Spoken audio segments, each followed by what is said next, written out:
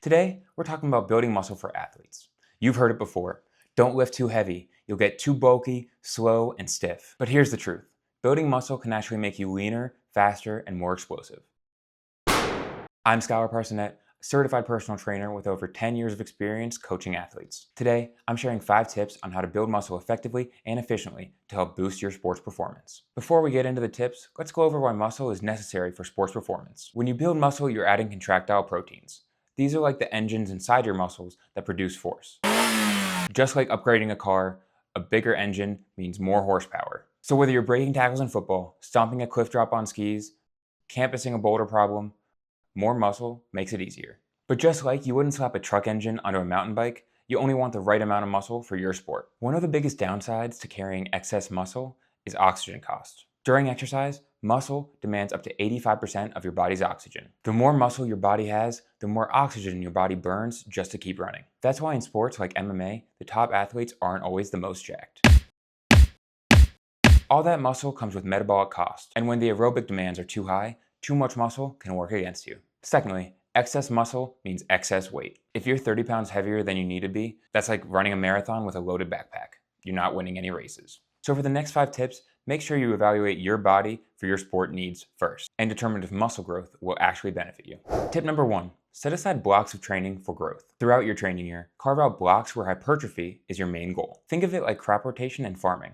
You have to focus on growing for a season, not trying to harvest a little bit year-round. Spend a month or two progressively overloading your muscles instead of just randomly throwing in a few sets of bicep curls here and there after a cardio session. When you intentionally improve, workout over workout, week over week, or month over month, you'll see the benefits of the work you put in. And here's a bonus tip.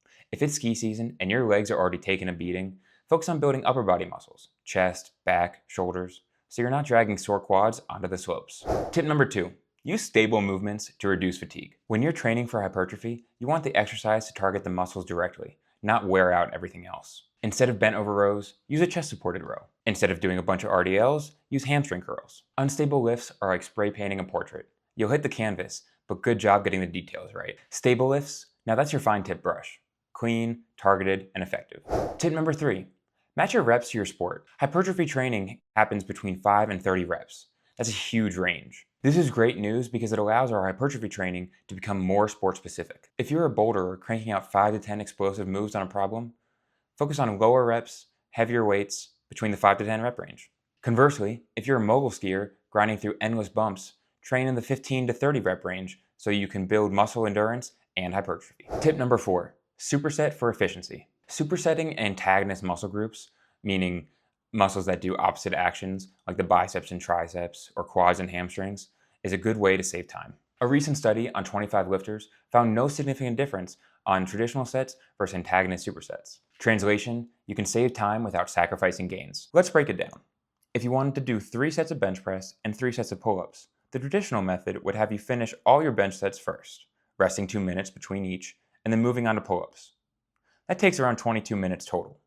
But if you alternate between the two, bench, rest a bit, pull-ups, repeat, you cut the downtime and get the same work done in almost half the time. Now, multiply that time saving across your whole workout, and it's easy to see how you can fit in both hypertrophy training and sport-specific work in the same session. Tip number 5, train close to failure, but don't fry yourself out. Hypertrophy training isn't like training for strength, speed, or endurance. To build muscle, you have to take sets close to failure. I recommend aiming for 1 rep shy of failure on all your sets.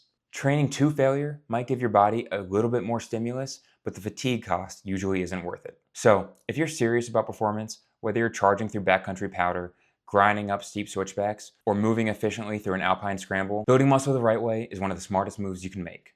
Not just to look good, but to become a better athlete. Hypertrophy isn't just for bodybuilders. It's a performance tool. You just have to know how and when to use it. If you found this helpful, hit that like button and subscribe.